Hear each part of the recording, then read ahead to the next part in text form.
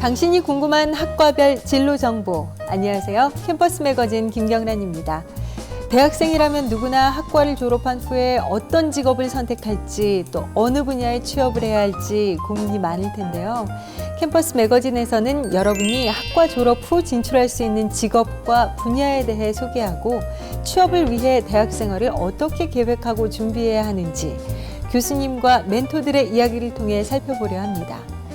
이번 편은 인간의 마음과 행동을 과학적으로 연구하고 분석하는 방법을 배우는 심리학과에 대해 알아보겠습니다.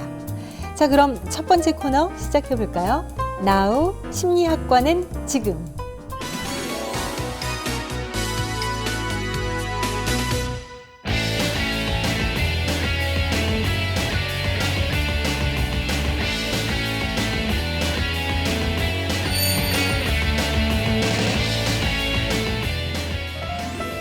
교수님, 심리학과의 교과 과정은 어떻게 되나요?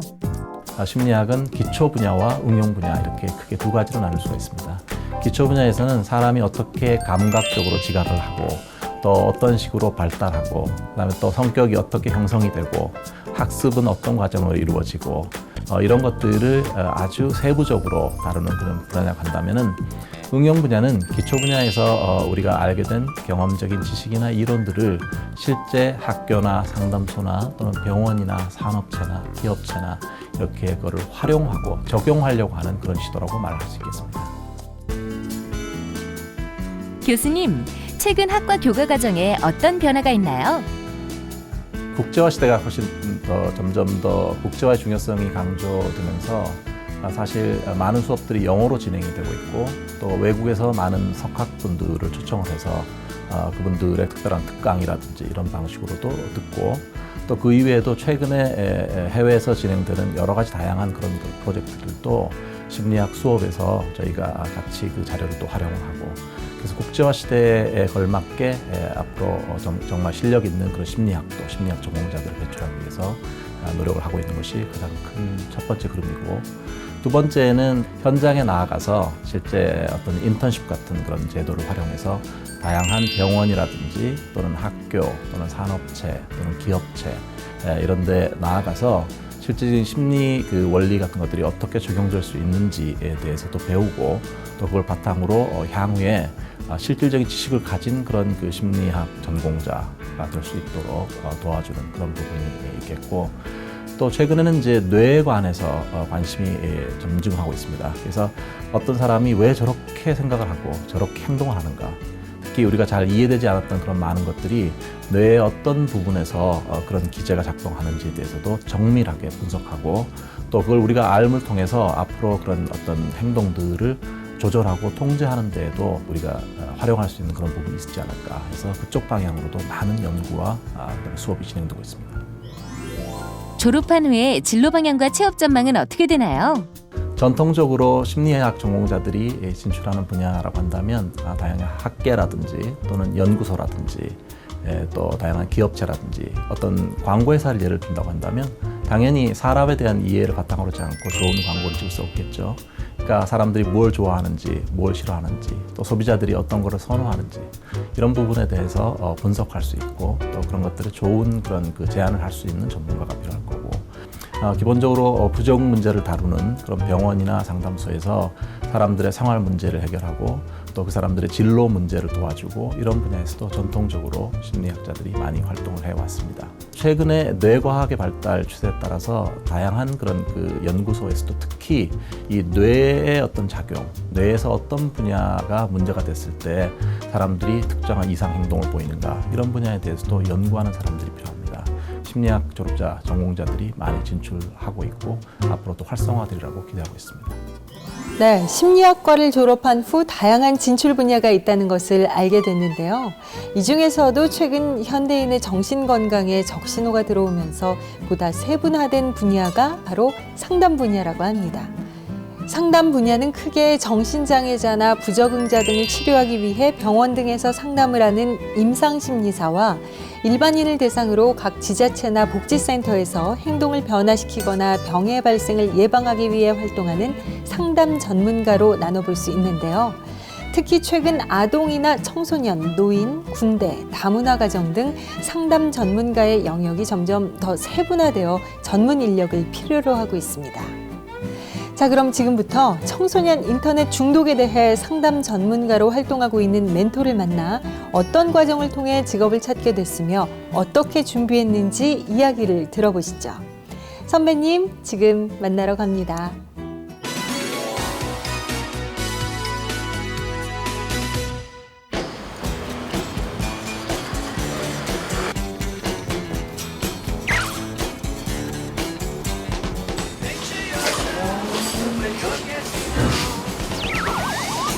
이게 뭐예요? 지금 앞에 있는 게 인터넷 중독 테스트 하는 건데요. 지금 멘토님 만나기 전에 직접 테스트지 작성하고 거기에 대한 상담을 할 거예요.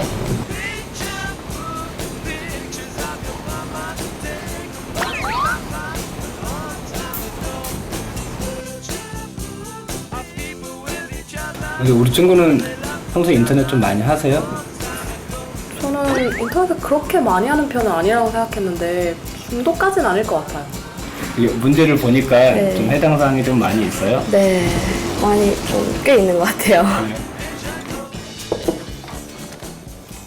안녕하세요. 예, 반갑습니다. 예, 인터넷 중독 상담 전문가 최요한입니다. 반갑습니다. 인터넷 중독 상담 전문가 최요한 멘토. 네, 반갑습니다. 인터넷 중독 상담사가요. 주로 어떤 일을 하는 거예요?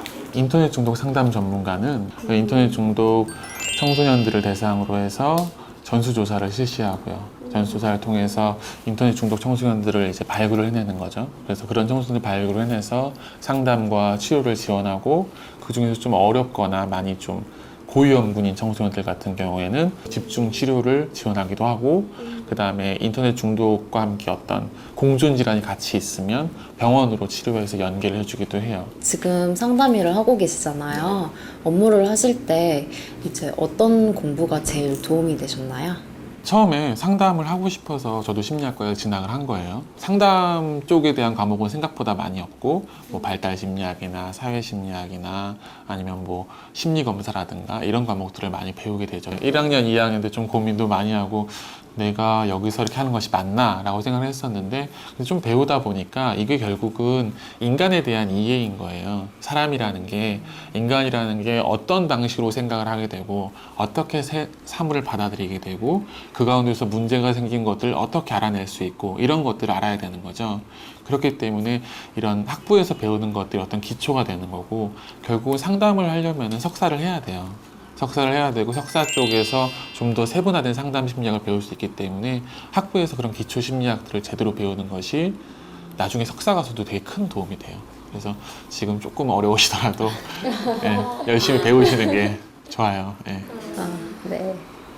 저도 상담 전문가 지금 되고 싶은데 혹시 학과 공부 말고 뭐 다른 활동이나 학교 활동 외에 뭐 추천하시는 공부 같은 거 있을까요?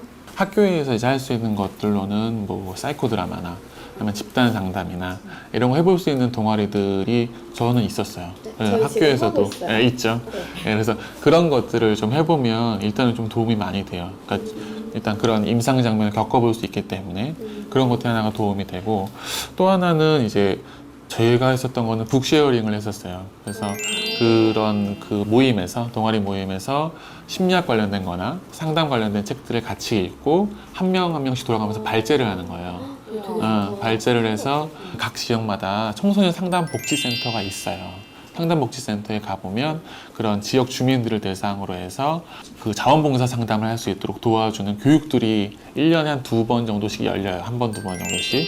그래서 그 교육을 수료하면은 전화 상담이나 아니면 사이버 상담이나 이런 것들을 봉사를 할 수 있는 기회를 줘요. 되게 요새는 대학생 멘토링 프로그램도 많고 이제 심리학 가면 교직이수 이런 것도 할 수 있잖아요. 네, 그렇죠. 그런 활동들이 나중에 상담을 하는데 도움이 많이 될까요? 네, 여러 가지로 도움이 돼요. 왜냐하면 일단 교직이수 같은 경우에는 지금 뭐 위센터라고 해서 위센터나 위스쿨 뭐 위클래스라고 해서 학교 내에 들어가서 상담하는 것들이 점점 넓어지고 있는 추세예요. 그렇기 때문에 교직 이수를 하고 어떤 학교의 그런 상담 교사 들어갈 수 있는 그런 자격증이 있다면 아무래도 나중에 취업하는 데 있어서나 들어가서 상담하는 데 있어서 좀 더 유리하겠죠. 네, 오늘 좋은 얘기 너무 많이 해주셔서 지금 되게 막 도움도 되고 감사하고요. 저희 지금 학교에 인터넷 중독 상담 전문가 꿈꾸는 후배들이 많이 있는데 멘토님께서 그런 후배들한테 조언해 주신다면 어떤 것들을 해주실 수 있나요?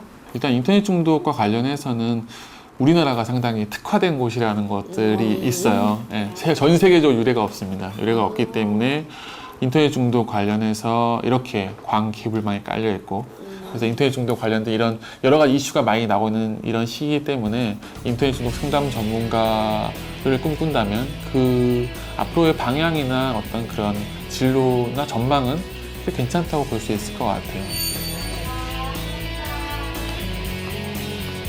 오늘 좀 좋은 시간 됐어요? 네, 되게 궁금한 게 많았는데 엄청 이렇게 가까이서 친근하게 다 설명도 너무 자세하게 해주시고 그래서 너무 좋았어요.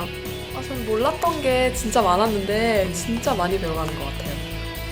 네, 앞으로 제 대학 생활에 되게 도움이 될 것 같아서 참 좋은 기회였다고 생각합니다. 인터넷 재미에 빠진 당신!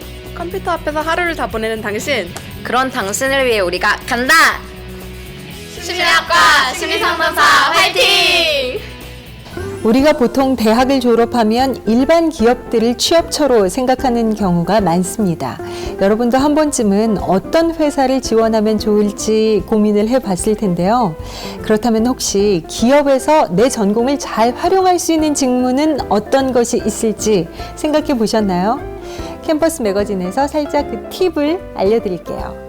최근에 많은 기업이 인재 경영을 중심으로 하는 경영 방침을 세우고 있습니다.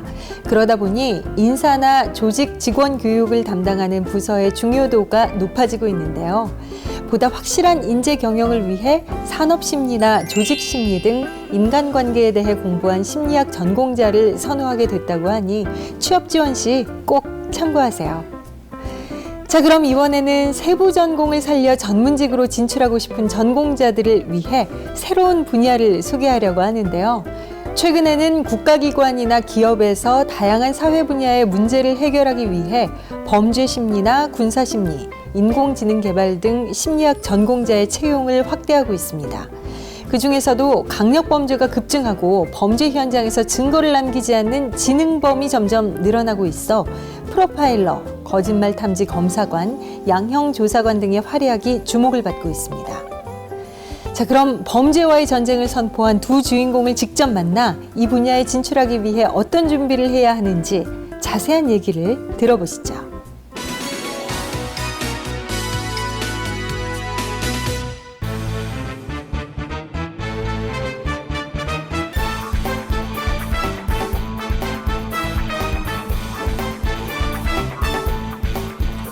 안녕하세요. 서울지방경찰청 과학수사계에 근무하는 프로파일러 백순경입니다. 프로파일러 백순경 멘토, 그리고 거짓말 탐지 검사관 홍영기 멘토.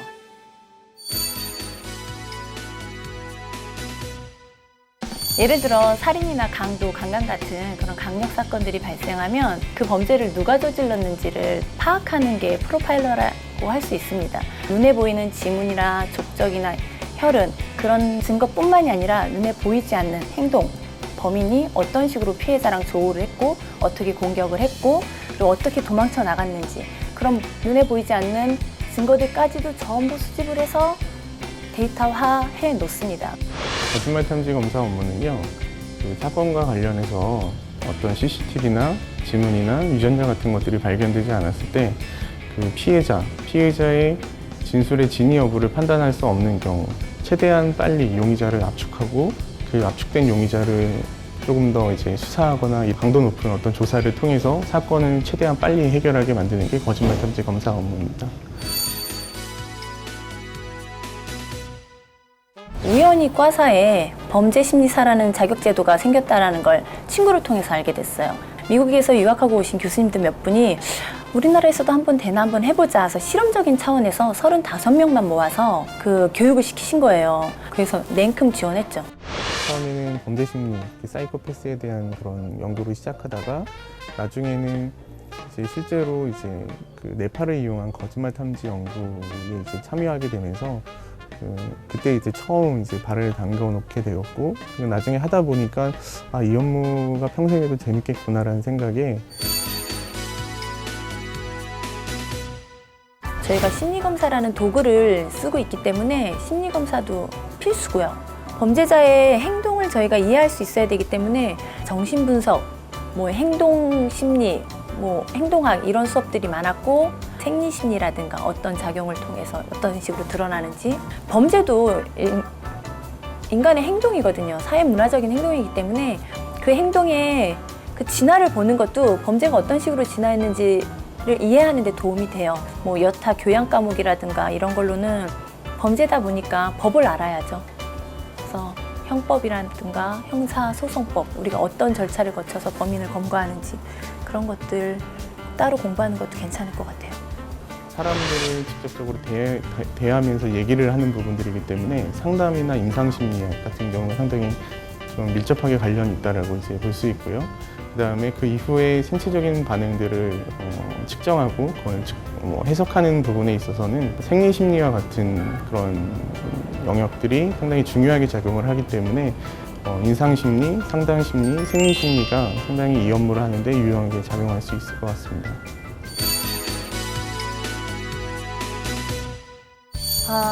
이 분야가 영화에서 보는 것처럼 그렇게 멋있는 분야는 아니에요. 그리고 영화는 60분 안에 끝나잖아요. 저희는 60분 안에 안 끝나요. 내가 진짜 내가 공부한 사람에 대해서 가지고 있는 나의 어떤 이해력, 그리고 누구보다도 저 사람을 내가 잘 파악할 수 있고 저 사람의 행동을 잘 분석할 수 있고, 그리고 가장 강한 열망은 그놈 잡고 싶어.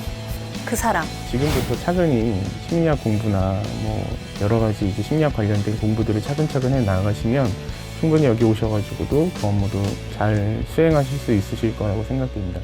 당신이 궁금한 학과별 진로 정보 캠퍼스 매거진. 멘토들이 걸어온 길을 통해 진로 고민의 해결 방법과 다양한 진출 분야를 알아봤는데요. 여러분이 공부하고 있는 심리학은 자연과학과 사회과학의 중심에 위치하고 있어 여러 학문을 통합하고 연결하는 허브 사이언스의 역할을 하고 있습니다. 그만큼 다양한 분야에 적용이 가능하기 때문에 할 일도 정말 많을 것으로 생각됩니다. 나의 전공을 통해 어떤 일을 할 수 있는지 끊임없이 고민하고 취업의 문을 두드린다면 여러분도 이 사회의 주인공이 될 수 있습니다. Back and forth, slipping through. Use my secret ninja moves. Got to keep from getting close.